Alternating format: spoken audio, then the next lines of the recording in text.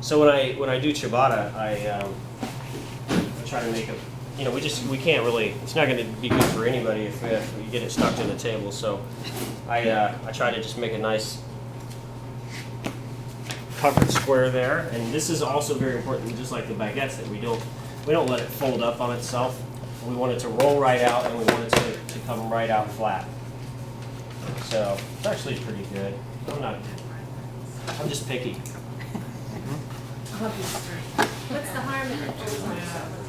Well, it gives it, so if the back half flopped over, then all of a sudden, then we've half folded, added strength. So we got the back side of this that has more strength than the front side. And it rises very differently, because I didn't realize that was a bad thing, and I was. Do we have a bigger scale than this one, or? That's the way you learn it. Yeah, it's getting all funny. Is it better? You know what I could do? I could use this as like a plate. There you go. We'll scale on it. There you go.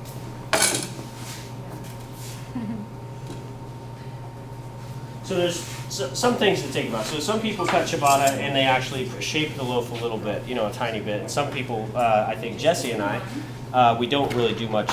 We don't really do much to the ciabatta, but cut it. Would you agree? Just try to cut it. Try to get the right weight the first time around. Not add a lot of little pieces to it, or you'll get a Franken loaf. Yeah, exactly. So what we're trying to do is, so I'm going to come back and get this and use it up. But basically, I'm trying to go through.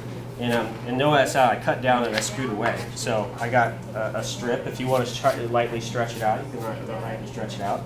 And, we can just cut these. What weight are we shooting for? I don't think we... 1 1/4. So, it's just 500 grams. So then the scrap piece can go right on top. So that's, hopefully you can do less than that, but that's not too bad. I mean, you see, I didn't beat up the loaf. It's all right there, and then we're gonna, when we proof, we'll just put a little in the couche here, and we'll do it both ways. We'll do some in couche and some without. So basically, we can just put it right in here, and move on. Hey, there we go. So these are going to be flipped over. So what you're seeing is the bottom of the loaf right there. And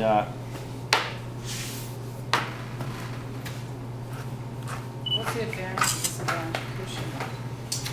it's just going to give me a little extra support on the sides, but as these probably would be fine. I mean, it's a pretty good loaf. It has more strength than I actually was giving it credit for. So, you see all those? You look closely, you can just see all that gas, but these need to final proof again. But you can look in there and see all that stuff going on. You want to cut some, Jesse? How long is that final proof? Well, typically ciabatta, it's not too long. I mean, 15 to 40 minutes, depending on how developed your dough is. Yeah. so this will probably be today a little bit longer than just average, because I think that it can use a little bit more today. And it did cool off in its old fermentation. So, yeah. One thing you don't want to do when you're cutting ciabatta, say I was cutting little ciabatta, make some rules. See how I wanted to flip over like that?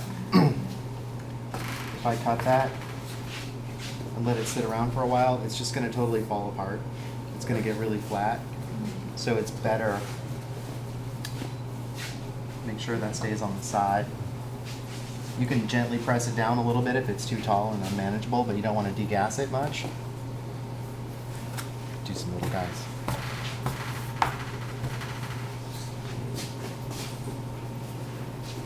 So that would be Finkley? Pardon me? That would be Finkley, where ciabatta were the big shoes, and Finkley were the little ones for the Yes. kids? Very well.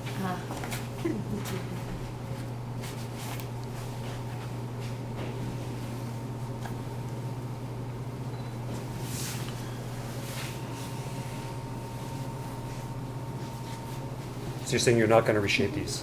No. This is it? This is it. Okay. I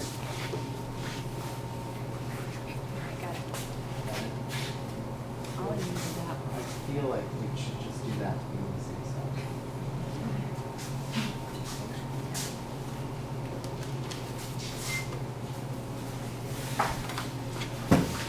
So what we would do in my bakeries is skip the couche and just put them right on boards. Now they're not going to have that support, so they might flatten out if we let them sit around too longer. But this is really gassy active dough, so and in small pieces, especially as soon as it hits that heat, it's just going to expand really fast. So even if they're a little bit flat on the board, we're still going to get good volume.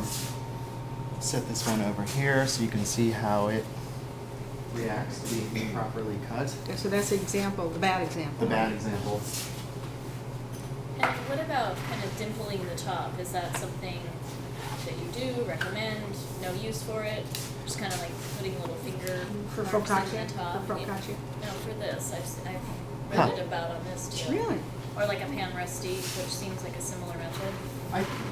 That's up to personal taste. Okay, I I just mean, wasn't you're sure gonna, if it served a function. you would degas it. You'd prevent it from getting taller. So if you wanted to keep it flat, that would be a good way of doing it. Otherwise, I just leave it alone.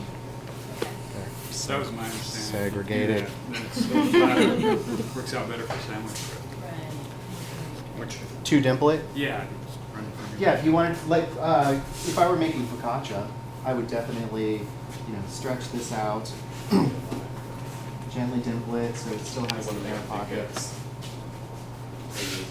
I'm not tearing the gluten at all. I'm just getting it sort of flat.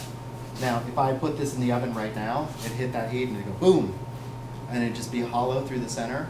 So before baking it, if you wanted to keep it flat, just gently poke it like that. Do a flatbread. Does anybody have some goat cheese? Some pears?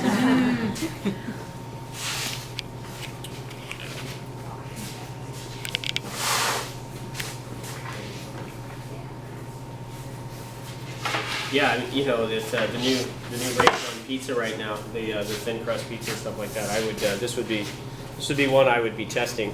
That's for sure. We did those pizzas on the ciabatta dough at IBIE. Oh yeah. Good. At a trade show, we had this oven, and we had Jeffrey actually was making dough for us, and he had a ciabatta dough, and we bought some really high quality, really good ingredients, and we pretty much fed that. Yeah, there's a Hobart rack up and sitter in every school. So they're fine. They're not super fantastic like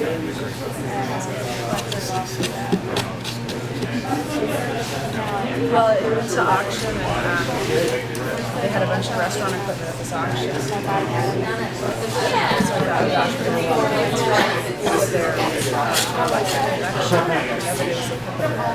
See, I don't mind touching them a little bit when they're so strong.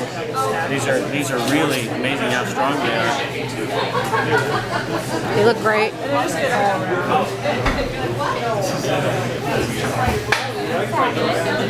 Can I feel your ciabatta? Yeah, absolutely.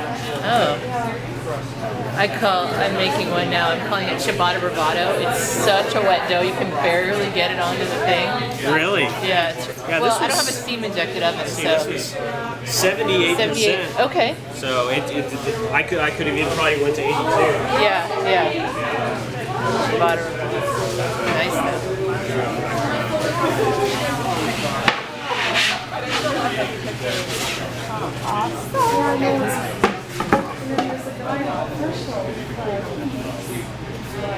Sourdough.